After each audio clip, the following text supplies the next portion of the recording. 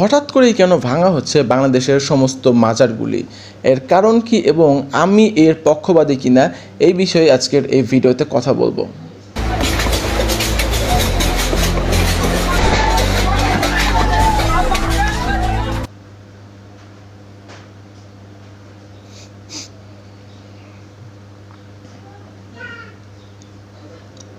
আপনারা সবাই কিন্তু জানেন যে বর্তমানে মাজারগুলোতে আসলে কি করা হয়।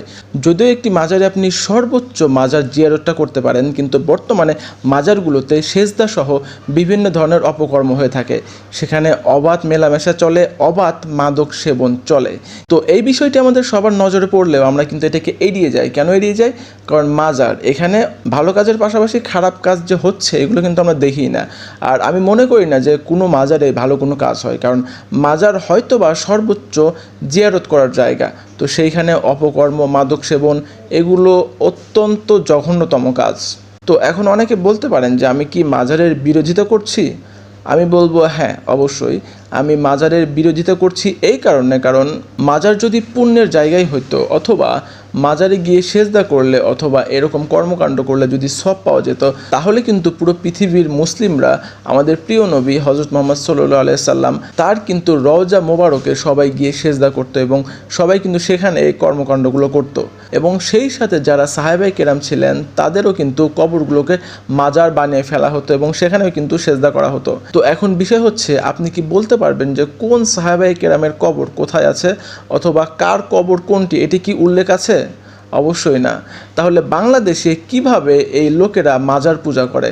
তারা কিভাবে মনে করে যে মাজারে গিয়ে সেজদা করলে অথবা মাজারে গিয়ে বিভিন্ন রকমের কর্মকাণ্ড করলে সেখান থেকে সওয়াব আসবে? প্রশ্নটা রইল আপনাদের সবার প্রতি। তো এখন আমার কথা হচ্ছে, যেখানে রাসূল সাল্লাল্লাহু আলাইহি সাল্লামের কবরে কোনো রকম সেজদা দেওয়া হয় না, সাহাবায়ে কেরামদের কবরে কোনো রকম সেজদা দেওয়া হয় না, সেখানে বাংলাদেশের সুফিদের কবরে কেন সেজদা দেওয়া হবে এবং বাংলাদেশের সুফিদের কবরে কেন পূজা করা হবে? আর বাংলাদেশের প্রত্যেকটা মাজারে যে মাজার জিয়ারতের নামে ভণ্ডামির আস্তানা গড়ে তোলা হয়, শিরকের আস্তানা গড়ে তোলা হয়, সেটা কিন্তু আমরা সবাই জানি। এবং সেইখানে কিন্তু প্রচুর পরিমাণ প্রকাশ্যে মাদক সেবন চলে। তো আমি আমার নিজের জায়গা থেকে এই সমস্ত কর্মকাণ্ডের কঠোরভাবে নিন্দা জানাচ্ছি। এবং আপনারা অনেকেই কিন্তু জানেন যে কবর পাকা করা পর্যন্ত হারাম। তো সেইখানে একটি কবর পাকা করে তার উপর ছাদ দিয়ে মাজার তৈরি করে সেখানে পূজা করা, এটি তারা কোথায় পেয়েছে আমার আসলে বুঝে আসে না। আর এখন যদি আপনি আমাকে জিজ্ঞাসা করেন যে তাহলে তারা এটি কেন করে, তাহলে আমি এই প্রশ্নের উত্তর দেব, সেখানে তারা এই কর্মকাণ্ডগুলো করে শুধুমাত্র নেশা করার জন্য এবং অবাধ মেলামেশার জন্য। তো যাই হোক, এই বিষয়ে আপনি আপনার গুরুত্বপূর্ণ মতামতটি আমাদের কমেন্টে জানিয়ে যান, কারণ আপনাদের প্রত্যেকের মতামতই খুবই গুরুত্বপূর্ণ। তো এই ছিল আজকের ভিডিও। এতক্ষণ আমাদের সাথে থাকার জন্য সবাইকে অসংখ্য ধন্যবাদ। দেখা হবে পরবর্তী ভিডিওতে। সে পর্যন্ত ভালো থাকবেন, সুস্থ থাকবেন, আমাদের সাথেই থাকবেন। খোদা হাফেজ।